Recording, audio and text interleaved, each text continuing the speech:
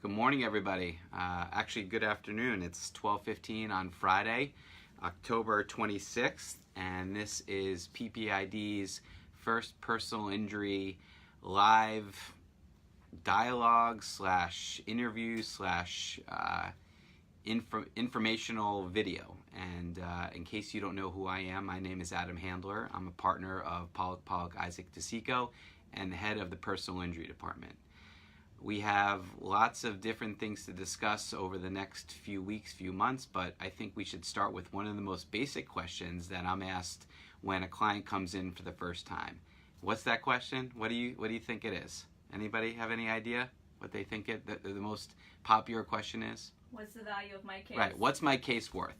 They usually ask, how long does my case take and what's my case worth? And the short answer is, I don't know. But the real answer is that we can figure it out, and this is what we do.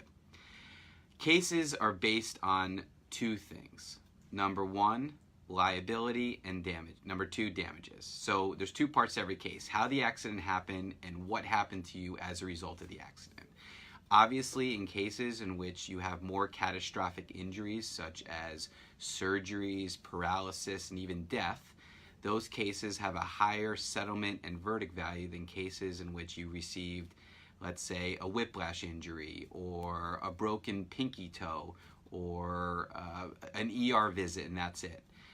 Also, we have to determine how the accident happened, who's at fault. If the defendant, meaning the person that caused the injury, was completely at fault, such as a situation if you were stopped at a red light and you were rear-ended, then your case is worth more money than if you had a yellow light and they had a green, a red light, and now all of a sudden there's a dispute as to who had the right of way.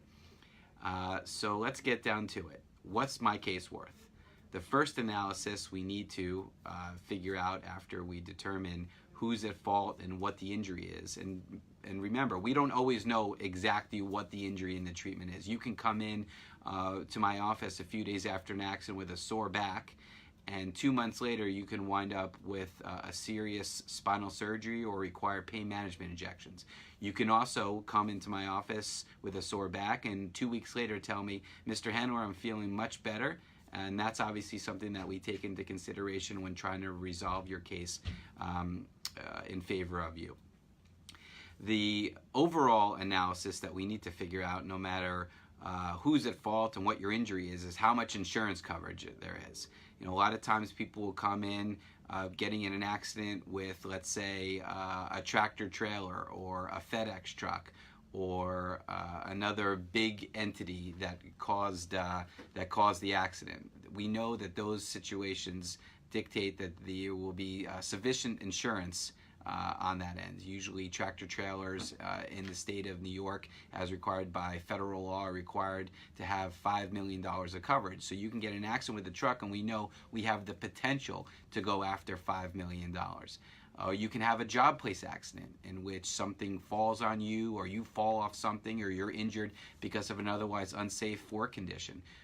We know that these large construction jobs usually have large amounts of insurance to cover catastrophic losses, so we know we have a good chance of receiving full compensation.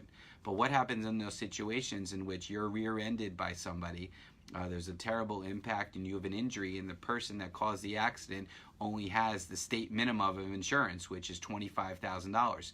New York law only requires drivers of automobiles to carry a minimum insurance of $25,000. That means if you're in an accident and you have, let's say, a bad hair day as a result of the accident, or you're in an accident and you have an amputated leg in that accident, and the person that hit you only had $25,000 of insurance, well, we've got a problem, because the maximum we can collect from that insurance company is the amount of the policy. People say to me all the time, well, it's Geico, it's Allstate, it's Progressive, they've got lots of money, why can't we get more of it?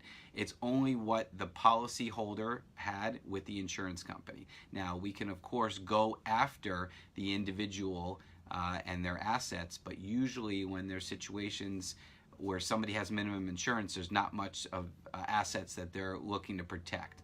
So generally speaking, lower insurance policies don't really end up in large settlements because the insurance is low and usually the person doesn't have assets to satisfy a judgment. And in those cases, unfortunately, we're required to take the minimum and move on. There are exceptions to that, of course, and this is relating only to car accidents in which you can have underinsured or uninsured motorist coverage, meaning if somebody hits you with minimal insurance and you have proper insurance, your insurance company then will kick in and pay the difference between what the defendant is able to pay through the minimal policy and what your insurance policy is. So you can get potentially get $25,000 from the car that hit you, and then maybe an additional $75,000 or $225,000 or $275,000 from your insurance company, so long as you have that coverage. So everybody out there that drives an automobile in the state of New York and New Jersey, I implore you, after watching this video, take a look at your coverages. Take a look at what your liability coverage is, meaning if God forbid you cause an accident, what you will be covered by your insurance company for.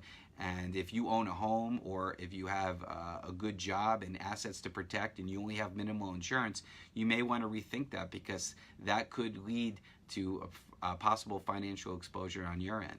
The second thing I think everybody should look at is what's that SUM, or that underinsurance policy. You could be driving around with not even knowing this, because the insurance companies really don't push it too hard for good reason, because they don't want to pay out at the end for this additional coverage. And it's only a few dollars a month more to have that protection for you and your family. God forbid you're ever in an accident, and moreover, God forbid you're ever in an accident with somebody that has minimal insurance. So those are all things that go into account, with what's my case worth. And then, it ranges from the venue where the case is brought, meaning there are some counties in the state of New York which generally have, or on average have, higher verdicts and higher settlement values. And then there's counties in the state of New York, maybe more conservative counties, that have lower verdict and settlement values. So you can have, for example, a case in which, in Brooklyn, a jury would award you $500,000, but let's say in Nassau County or Westchester or upstate, a jury may award you $5,000. It's very subjective, and you really, in that regard, play towards the community, play towards the people, because juries are people, and obviously, and they all have preconceived notions as to what things in life are worth. And maybe in some communities a broken arm is not worth a lot. In some communities it is. Some communities going after a landlord is not frowned upon. In some communities going after a landlord is frowned upon, because half the community could be landlords themselves. So many different factors to consider. The most important thing that you should understand is you don't need to worry about it. We as attorneys have to worry about it. And as your attorney, we will walk you through the entire process as to, what my case is worth, what are some things that can increase the value of the case, what are some things that could decrease the value of your case. For example, you can have a terrible injury and you're on Facebook showing that you're doing all this crazy stuff, skydiving, taking vacations, and you're also telling people that you can't do the things you used to do. Well, that's something that could decrease the value of your case. So social media now these days comes in big play of it. So there's a lot of different things that we could talk about with how we factor in case value, but the most important thing to know out of all this, again, is that we as experienced attorneys know what the value of the case is. We know when to hold them, when to fold them, when the offer's fair and when the offer's not.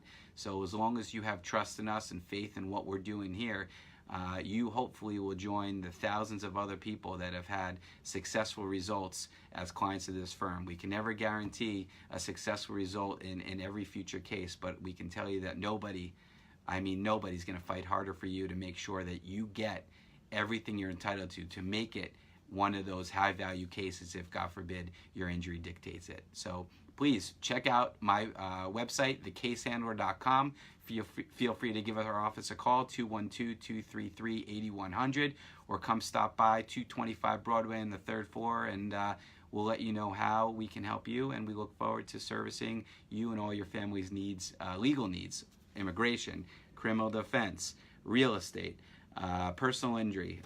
You got a problem, we got the answer. Stay tuned to the next one, and thanks for listening to us today.